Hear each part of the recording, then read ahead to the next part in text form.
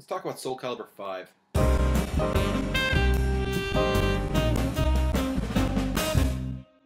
So I figured I'd off-balance the 10 bad things with 5 good things. So here they are. Gameplay's perfectly balanced, except for Devil Jin, and it just plays well. Character creation system is deep in this game, as usual, although some facets have been completely removed. The actual story in the game is pretty solid. I mean, the main plotline plays out like a Greek tragedy, so it's something new for Soul Calibur, something new for... I've never really seen in a fighting game. Yeah, I'll say it, Ezio's really cool in the game, and he actually fits, unlike others. So, yeah, and the new characters are pretty solid. I like them. There's supers in the game. Cool! So if you're online, fighting in ranked matches, where your matches actually matter, and your wins and losses actually matter, if your opponent simply disconnects or even just presses start and quits the match, you don't get the win. That just doesn't make sense. Now, I live in Canada, so half of this is in French. The other half is full of how to navigate the menus, and that's about it. Doesn't tell you anything about the game. It's just arcade mode on hard. Okay, this might just be me, but it's really, really frustrating to be used to Zhanghua and Kilik and Taki and all those other characters that they kind of replaced with new ones. I hate having to relearn movesets. For example, Zhanghua's thing where she spins the sword. You know the one I'm talking about. Everybody uses it. The one where she spins around and... yeah. What's her name? Leisha actually has another attack on the end of that. So there's 3 hits. So that's probably just pet peeves from me getting, you know, annoyed trying to get used to the new characters. But they're annoying! Yeah, this is the common complaint everybody's been having about the game. And it's completely understandable. Because there's pretty much nothing to this. It looks like it was rushed at the door, about 60% complete. And it shows. There's very little to do. Once you've exhausted Quick Battle and you got a bunch of titles, and you've figured out that ranked matches can't be played, there's not much to do besides just play arcade mode and play player matches. Once you finish story and you've got, you know, everything unlocked, there's not much left to do besides play matches. Which is fine, but you think they'd put something else in it to give, you know, a $60 game a little bit more time with you. Either way, it sucks.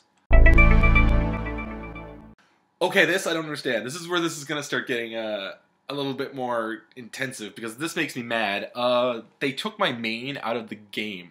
That hasn't really happened to me before. I used to play Sungmina, and I was pretty damn good as Sungmina. And they kind of just took her and Kilik out of the game. Well, Kilik's still in the game, but he's not Kilik anymore. They kind of took both those characters out of the game in favor of Jiba, who plays... it's deceiving. He looks like he plays the same way, but he doesn't. He plays very differently. He's a lot less of a pokey character, much more of a combo-oriented, like, flashy character. I don't like him. I fucking hate Jiba. He's like hungry Justin Bieber. Either way, yeah, they took Sungmin out of the game. They took Zasalanol out of the game. They took Yunsung out of the game. They took Talon out of the game, which doesn't make any sense to me because she was, you know, the young jailbait in the previous games. And this game's set 10 years in the future, so wouldn't they want to, you know, try to emphasize in the pedophile market? I don't like her, but people do. Oh yeah, they took Setsuka and Sophidia out, but they replaced them with pretty much analogs, so it doesn't really bother me. And Pyrrha and Patroclus I actually do kind of like, so maybe I'm just stepping on my own toes here. Thankfully, no Day 1 DLC on this one, except for the pre-order character. There's a pre-order character, and you can't just buy him. You didn't pre-order at Best Buy? Well, fuck you! Namco hates you. I mean, you buy this game pre-owned, you're missing a character who's on disc. That doesn't make any sense to me. Like, why don't they just release him as DLC? I guess they will down the road, but I mean, I'm playing it now. In a month, I'm not going to be playing this game anymore. And they release Dampierre in a month, I'm not going to come back and play Dampierre. I'm going to go off and play whatever the fuck else I'm playing. I don't understand why game companies do this. It makes no sense to me. the fact that you pre-order the game shouldn't have anything to do with what's in the game. I just generally dislike on-disc DLC as a rule. And this one just kind of made me really mad, because Dompierre is a much different character than anybody else in the game. Well, barring Voldo, but he's just interesting. And I want to play as him, and I want to learn how his moves works. And everybody I talk to says Dompierre is so cool, and I've showed, quick battles to my friends with Dompierre, and they're like, man, this guy's awesome, I'd main him. But I didn't have the Namco's foresight to go to my local Best Buy, which there is none in town, and pre-order the game. So I don't get to experience the full game because I didn't pre-order it. Fuck you. Okay, from a game design perspective, this makes no sense to me. So in character creation, when you're making a character, you get to make a cool little portrait of your character. It's like a little. It's probably my favorite thing about the character creation in the game is that you get a little portrait like a little image of your character that you get to put a background on, put frames on it, edit it, and you get to put them in. You get to pose your character, and it kind of makes all the edits feel a little bit different, and it's really nice. And the way they're displayed is also pretty nice, and they're on little tiny cards. And when you start a match, the cards fling in, they spin around, it looks all cool. And when you're picking your character, you pick them via cards and all stuff like that. Okay, so they're all on cards. Now, what's the first thing you think of when you pick up a trading card game? What do? You trade cards, right? You go to your friends and go, hey, you got that card, I'd like to have that card. I'll trade you this card for that card. I'll give you this card, and you can, I don't know, give me a favor later or whatever. Just, cards. You trade them. You give them away. That's the point of cards. Unless you're talking about, like a deck of playing cards. But, I mean, these are all different, and they're customizable and blah, blah, blah. Either way, you can't... If you're online and you see somebody with a really cool character, there's no way to save that character. Why not? I've fought characters online that I love to play against. I fought against the guy who had a really, really cool Sephiroth edit. I was just like, wow. Because that guy looked perfect. And he even had the Siegfried. He had the long sword, the long thin one, so he looked like Sephiroth. It was pretty cool. So, anyway, there's no way for me to save Sephiroth, because Soul Cal won't let me. See what I'm talking about when I say this game is unfinished? You have a card system, and you can't do anything with the cards? What's the point? Why not bring back just like the heads, like from Soul Calibur 2, and you press a button and Mitsurugi goes BLAH!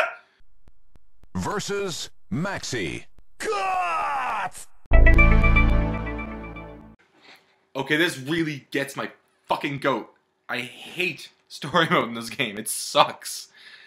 That being said, the story itself isn't bad. The story itself is actually kind of nice. It's very different for a Soul Calibur game, very different for a fighting game. You never see a character like Pyrrha in a fighting game, but it's completely unfinished. Like, this is 40% right here. I mean, the thing is, in Soul Calibur 4, you had Tower of Lost Souls. Tower of Lost Souls was fine. It was fine. I played through the whole thing, finished it, got to the end, cheesed out Algol. But this... Okay, the way it works is that there's a huge map and there's 20 stages. Each stage you play as a certain character and you get to see a cutscene before and after your match. Now, this sounds, in theory, kind of cool.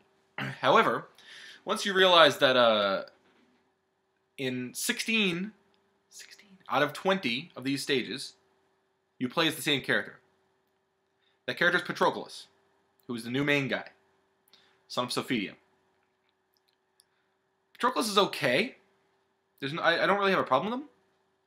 He's not a bad character. He's kind of interesting in the story. He's not bad. He's balanced. He's pretty easy to play. You can just swing around with him, have a bit of fun. But the problem here is that for 16 of the levels, you play as Patroclus and Alpha Patroclus. You switch halfway through. 2 of them you play as Pyrrha, 2 of them you play as Zwei. And that's it. So you only get to see those characters' stories. The other ones either don't show up or show up for 2 seconds. I think Viola's in it. Yeah. Viola has 2 lines of dialogue. It doesn't do anything, except Pyrrha's bad. That's all she does, is she says, something's wrong with her. That's it. All she does. Anyway, the other insulting part about story mode, which... oh man. Anyway, the other disappointing part of story mode is the fact that the cutscenes are told in 2 completely distinct ways. One of them being absolutely fucking gorgeous CGI cutscenes rendered using the in-game engine, which look fucking fantastic, and the graphics in this game are unbelievable. But the other half of the time, it's not CG cutscenes. It's storyboards! Like, no kidding, these things are storyboards. They didn't even try to hide it. They colored them, sometimes. But these are all clearly supposed to be CG cutscenes that they just didn't finish to put in the game. Not good. Now, normally this would bother me, but I could, brush it off because it's a story mode and who gives a crap, it's a fighting game. But that kind of segues into number 1. Okay. This is the worst part about the game. Say, for example, I'm a fan of Soul Caliburs 1 through 4. And I really like, I don't know, Heishiro Mitsurugi. Cut! So I come into this game and I go, I wonder what Mitsurugi's up to. So I look at his character selection screen, and he's got gray hair, and he's wearing like his kimono and all that stuff. And I'm like, oh cool, Mitsurugi. So what's he doing in this game? So I play through story mode, Mitsurugi doesn't appear. I'm like, oh, okay. So then I'm like, alright, I'm just go to arcade. So I go to arcade mode, and I play through my 6 levels, and I beat up Nightmare, and a little menu comes out and says, you've beaten the game. Return to main menu? I'm like, what? Did I do it wrong? Am I supposed to play on hard?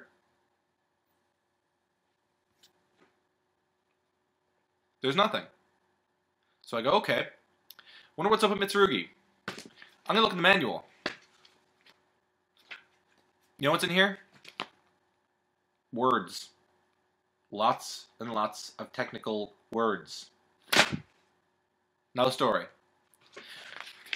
There's a little bit of a blur at the beginning about Soul Edge and how it works and all the shit you already know. But, I don't know what's happening with Mitsurugi in this game. They don't tell you. They don't tell you anything. I have no clue what most of these characters are doing or what they're doing in the story. I understand the motivation of the people who are explaining story mode, sure. For example, Patroclus and Tira and Pyrrha and fucking Zwei and Nightmare and etc, etc, etc. But somebody like Jiba, all I know about him is that he's hungry. And that's literally his only character trait. What the fuck is wrong with you? Finish your game! I seriously don't get this. Like, no arcade endings? No story in the manual? No story in the story mode? Imagine if you're playing Street Fighter. Imagine you were playing Street Fighter and you picked, I don't know, Dhalsim. And you finish the game and you're waiting to see Dhalsim, like, reunited with his family or whatever, and you're like, yeah, okay, cool. But the game just kind of stops and boots you back to the main menu.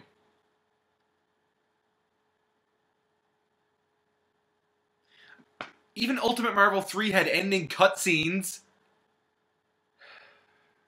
That game had shit all in it.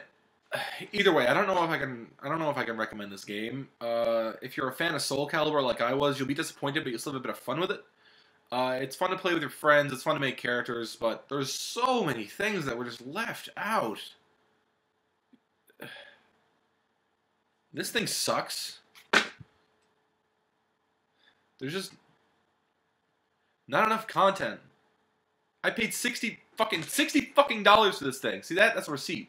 $60, full price. I didn't get it on launch, but I got a couple days afterwards. I got it for my birthday. My birthday.